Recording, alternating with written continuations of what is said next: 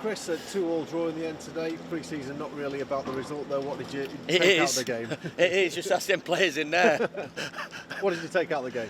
I thought it was a good game. I thought it was a really competitive game. You know, they're a really the team that we're playing, a really strong group of players. You looked at the group that played, and the players that they've not got playing, and a few players on international duty. They've Alex and everybody connected at Preston North End have put a really strong group of players that I think, you know, I believe I expect them to go really well this season in the Championship. So it was always going to be a challenge. It was. I thought first 15-20 minutes we started well. They got a foothold in the game. I thought we finished the half on the front foot, and it was nip and tuck second half. I've got to stand here and an honest opinion. I think obviously they deserve something out of the game. We just sat back a little bit in the last 10 or 15 minutes, didn't get enough bodies forward when we broke it up, and really should have gone looking for the third goal, but we expected to see it out, and that was disappointing, and disappointing in the manner of the goal as well. We should have dealt with that. Yeah, of course, you know, you'd rather mistakes and things not being as what you want them to be happen in these type of games than happen next Monday against the Wolves down here. Be pleased how the last couple of weeks have gone with the Scotland trip and the derby and the Preston game. I think we've got the maximum out of it. I always said from the off it was going to be different. It wasn't going to be straightforward.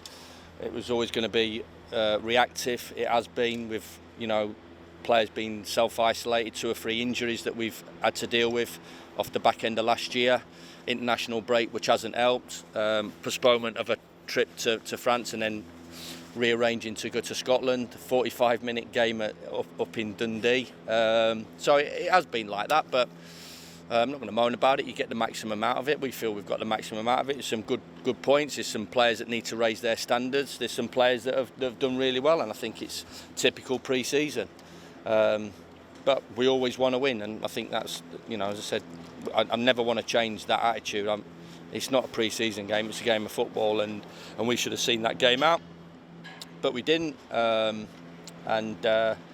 overall, from where it was when we first came into where we are, we're in good nick. There's more to come. There's a lot of work to happen next week. Obviously, a lot of work to happen in terms of bringing players in. As I've just said, the group needs competition. The international boys coming back will add to that, and hopefully, you know, the 4 or 5 signings that we're preparing, and hopefully we see happen, and deals get done, will definitely make the group a lot stronger going into the middle of next week. In terms of that international break and the timing of it, do you feel like that's been more disruptive to pre-season, or do you feel that actually some of your players getting really competitive games internationally will have helped them? Well, they get international games competitively, 90 minutes, but they're not working here, and we're a team that has to work very hard in terms of what we do and how we play.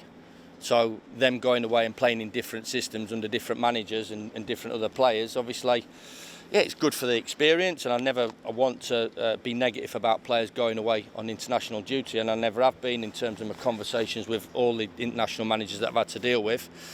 I don't think it's been ideal, and I think if you ask every Premier League manager, they'll say exactly the same. It was plonked in the back end of our pre-season, which has not been a very, very long one, and we have to deal with it. So my big thing is that all those boys come back healthy from our knowledge. Nobody's picked up any injuries, and hopefully they won't do in the next 2 or 3 days. We're looking to get everybody back in for sort of Tuesday and Wednesday. And obviously that doesn't really give us a great deal of time to prepare for the Wolves game. But as I said, no good moaning about it. Everybody's in the same situation. It's Premier League players that go away. They go away. The majority of Premier League clubs have got international players, so I'm no different to anybody else. At least Mousset lasted 27 minutes today. How's his foot looking? Yeah, he's looking all right. He's took a whack to the top of his toe, and as I've just said, the technology of the modern boot, sometimes there's a little bit of a negative towards it, and the negative is if somebody stands on it, it's going to hurt, and it did.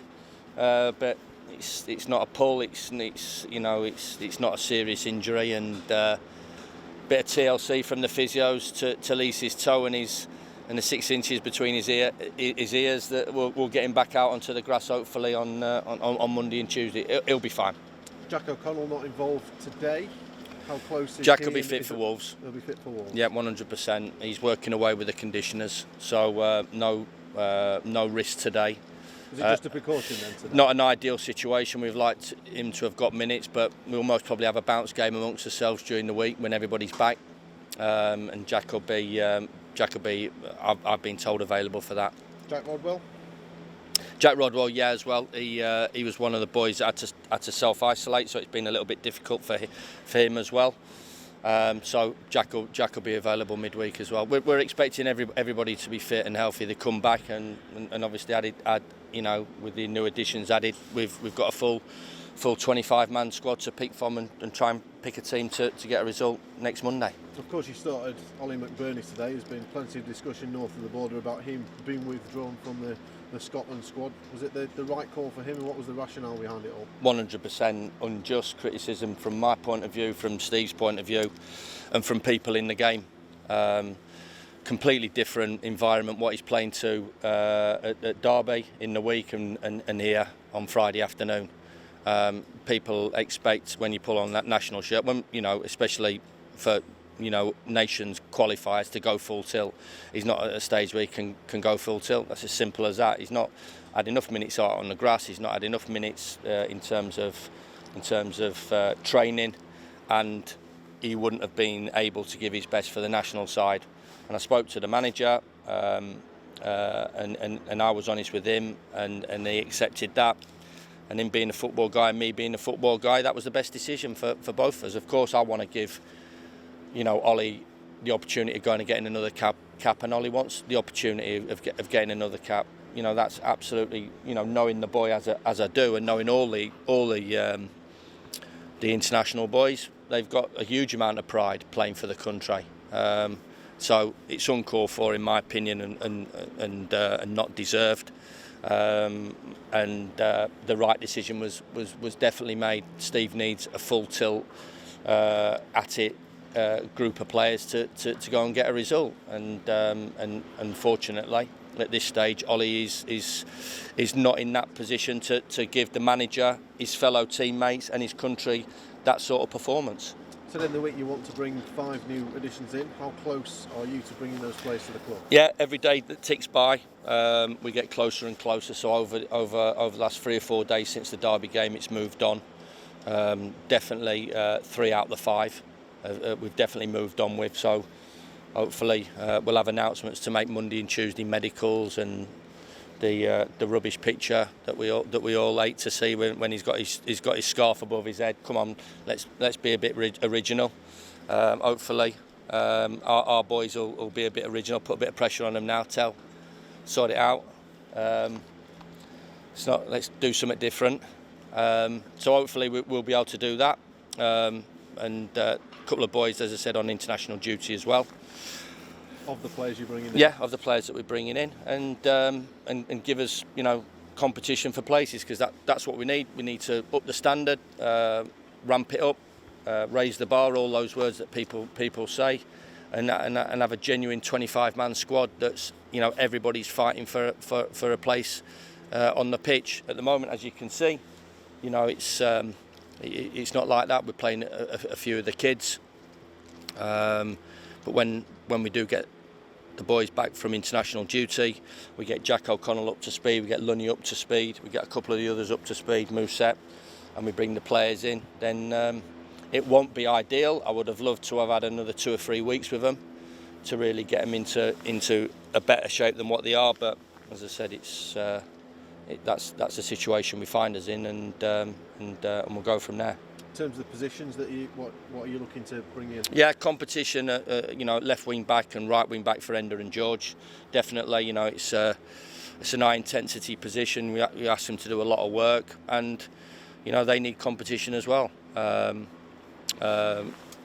maybe another one in the back three to compete, and two at the top of the pitch. It's important that we get the right type of players in at the top of the pitch.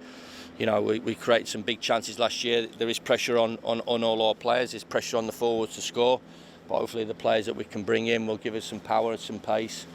And obviously the big thing is that, you know, we've got to hit statistically a number of goals that gives us a good chance of going again in a really tough division that we all know what it's about. It's ruthless, it's relentless, all the words that we said last year. It's not going to change.